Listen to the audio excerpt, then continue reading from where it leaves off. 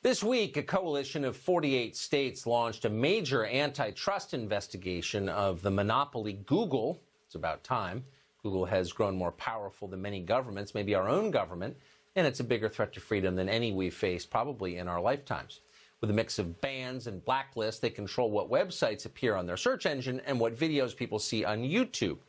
That's bad as is, but it's even worse when Google has a close relationship with the dictatorship of fascist China.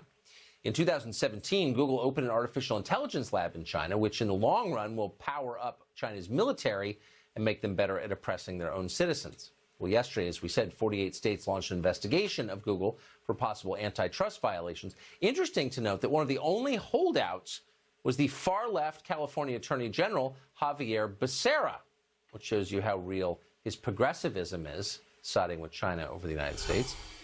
Ned Ryan is founder and CEO of American Majority. He says it's time to break up Google. He joins us tonight. Ned, thanks so much for coming on. You had such a great piece on this, and I want to read one of your opening lines, which put everything in, I thought, into context. You said, in the second quarter of 2019, Google, and I'm quoting, removed 500 million comments, more than 100,000 videos, and over 17,000 channels from YouTube.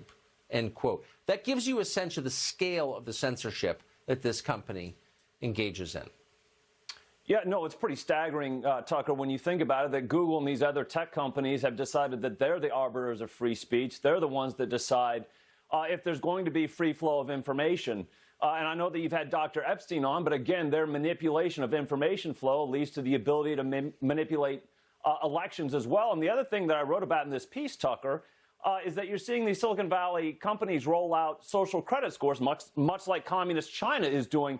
And I want to remind people that these are the tech companies and corporations are rolling out these credit scores because they're deciding what is right and wrong. They're creating their own moral code, and then they roll out these credit scores to manipulate behavior to achieve the desired ends that line up with their worldview, with their faith system.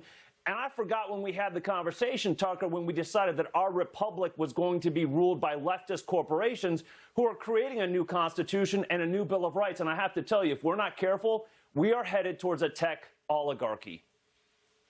Well, that's exactly where we're going at very high speed. California is virtually there.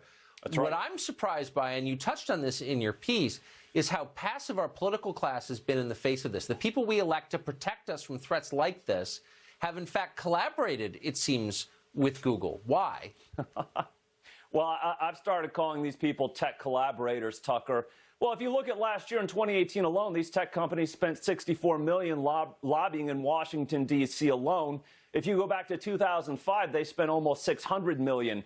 I would argue that they're buying the silence of our elected officials, and quite frankly, they're buying the collaboration of organizations on both the right and the left, buying their silence, and then also buying their willingness to actually say good things about these tech companies who I think are making a total farce of freedom of speech, free flow of information, and other rights that we are given in our Constitution. We are endowed with by our Creator and protected by our Constitution.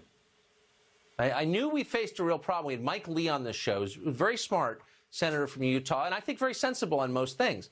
But he's chairman of the Senate Antitrust Subcommittee, and if there was ever a trust, of course, it's Google. It's a transparent monopoly. And I said to him, Senator, what are we doing about Google? Well, nothing, because free market. And that's when I thought, this runs deep, very deep. It does run deep. It runs deep, and if you look at Google and Facebook alone combined, they own about 250 companies.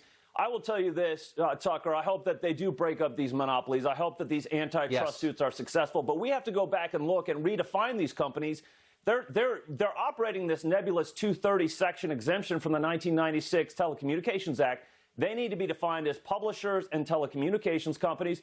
And quite frankly, we need to have a conversation and put into law protecting our rights as citizens, data sovereignty, our personal data. That's the whole point of government. Exactly. Government is to protect the property of individual citizens, including our data. Yeah. If only our lawmakers cared about us, it would be nice. Ned Ryan, thank you so much for your piece and for explaining it on the show. We appreciate it. Thanks, Tucker. I appreciate it.